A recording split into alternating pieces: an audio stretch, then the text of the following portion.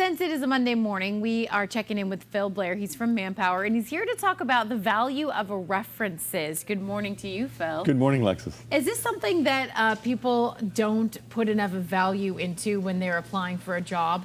Well, that's absolutely right. First of all, the thing I always joke about is when it says reference available upon request. Well, Yeah. Of course they are. Don't take up space on your resume saying available on request. Who's going to say to me, no, I'm not going to give you my references? So take that off your resume.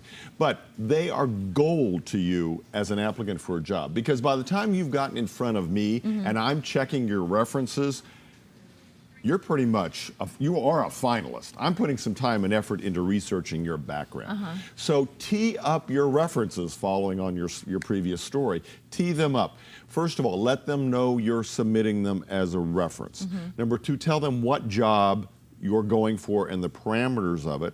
And then tee them up with what skill you would like them to highlight. For example, I put you on as a reference because of my marketing and sales ability, and this job necessitates this, so please talk about that. And then thank them afterwards. Okay, so it's very important. You want your references to be extremely well informed so that they can help you the best that they can. Right, and they want to. I mean, first of all, you've asked their permission to submit them, right? You've teed them up. So obviously they're going to be helpful to you and want to be helpful. So you've got to let them know how they can help you. The worst thing, and we sort of chatted a couple of weeks about this, is they call and go, who are you calling about? Right. What job is, I mean, imagine the difference. Oh, Phil, great job. And he headed our marketing department and just did a great job. And how's he doing? And hope everything's going well. You've got a real firecracker here on this one. Now, which reference is better? Oh, exactly. So how do you go about finding that good reference?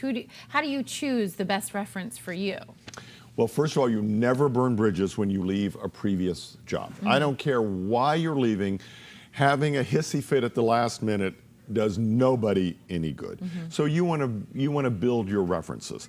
And while you're in the job search, you want to use them as mentors and suggestions and for networking, right? So you're staying in touch with them. It's not like 12 years later out of the blue comes this call from Phil Blair going, please be a reference, right? Right. You don't want that to happen. You want to have a relationship with them and ongoing. And you're going to know what jobs you're looking for, and you're going to want to know what skills you want to highlight. So plan ahead. Months ahead, ask, can I put you as a reference if I need somebody to talk about my marketing ability? And is a personal friend a good reference, or you shouldn't do that at all? No, I see them with my best friend, my mother, and my neighbor. Who cares? Yeah. Who cares? Of course your mother's going to say something good about you. So your reference should be relevant, and that's a real message to me. If you put very strange, your pastor, for example, that's a little strange when it's a marketing and sales job.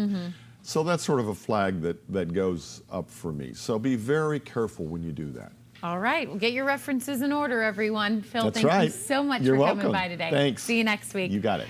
We've got so much more to come here on Good Morning San Diego, including a check of your Monday forecast and that morning commute. Don't go anywhere.